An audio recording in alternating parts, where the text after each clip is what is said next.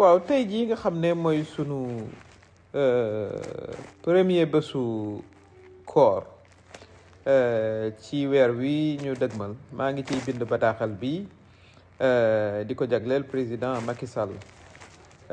li ko waral nag mooy métitlu jàpp yi nga xam ne moom la ñuy jàpp sunu xale yi fekk leen ñoo xam ci biir quartier yi wala ba ci seeni liggéeyukaay di leen woo ca police ak di leen tëj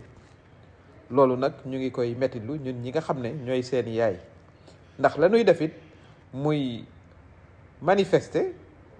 wala it di wax seen xalaat loolu constitution may na leen ko ndax loolu fii lañ ko fekk fii lañu ko bàyyi ndax mooy li ñu tuddee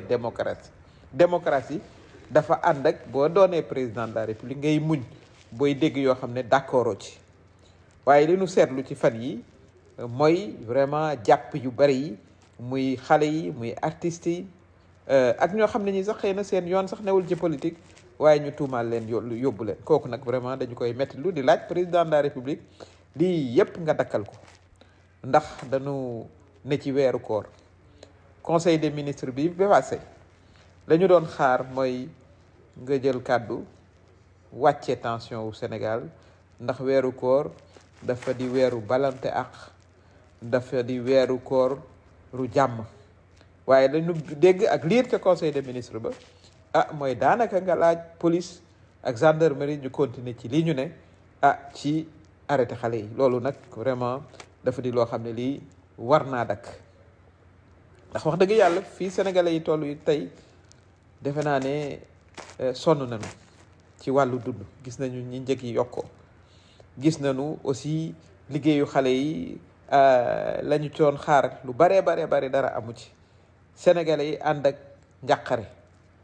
nga yokk leen stress nag nga yokk leen stress ci sa affaire u 3e mandat bi nga xam ne da nga dem ba France am journal boo xam ne nee nga fa ne yow laatay référendum bi di am dem nga ca conseil constitutionnel ba ñu ne la bu la neexee 2024 mën ngaa doon candidat loolu nag mosoo ñu ko wax ñun ñi nga xam ne ñoo doon say àndandoo mosoo koo wax parti bi nga xam ne ca laa bokkoon muy APR mosoo koo wax coalition Benno Bokk Yaakaar waaye la ca gën a garaaw mooy waxoo ko woon sénégalais yi ba ñuy leen di laaj ñu wote wii ci constitution bi ba lu tolloog 62,7% woteel la ko waaye mosoo ñoo wax mosoo leen a wax ñoom sénégalais yi ne demoon nga ba ca conseil constitutionnel ñu ne la waaw waaye bu fekkee it nit ñi woteel nañ la ko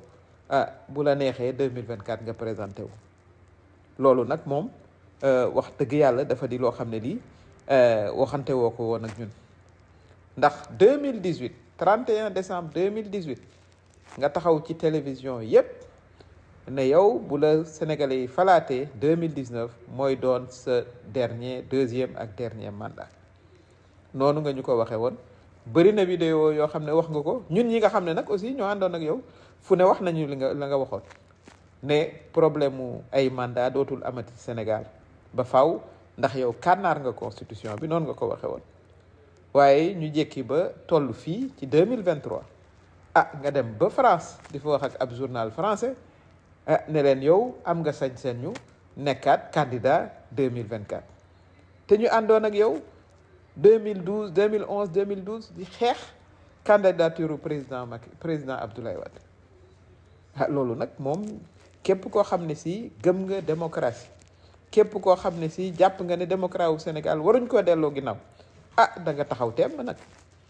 pour fexe nag loolu du am te nag vraiment président Macky Sall dara weesoogut pour nga fexe ba duggaat ci li tubaab naan livre histoire ndax sa woy ci histoire doon woy bu rafet defe naa ne loolu ba tey it am nga temps wu def ko li nu nga xam ne moom la ñuy xaar mooy nga jël kàddu ne doo def 3e mandat da ngay respecter sa kàddu na nga ko waxee woon sénégalais yi bu ko defee xale yi ci kaso bi nga génne leen ñi ci commissariat yi ñu wàcc leen nga bàyyi képp koo xam ne bëgg ngaa doon candidat ci élection présidentielle nga doon candidat bu ko defee sénégalais yi tànn ka leen neex nga préparé nag aussi xam ne àddina day continuer même boo nekkatul président ndax wax dëgg yàlla nguuru yàlla rek moo dul jeex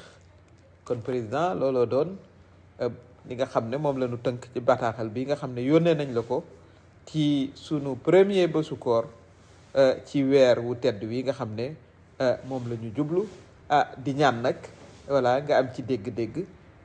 te nag aussi boo ko déggee it nga jël ca matuwaay yi nga xam ne moo ci war mooy dalal sunu xel wàcce waat tension wu Sénégal ne ñu defoo 3e mandat organiser ay élection yoo xam ne yii yu mucc ayib lay doon bu ko defee sa way law ba faw jërëjëf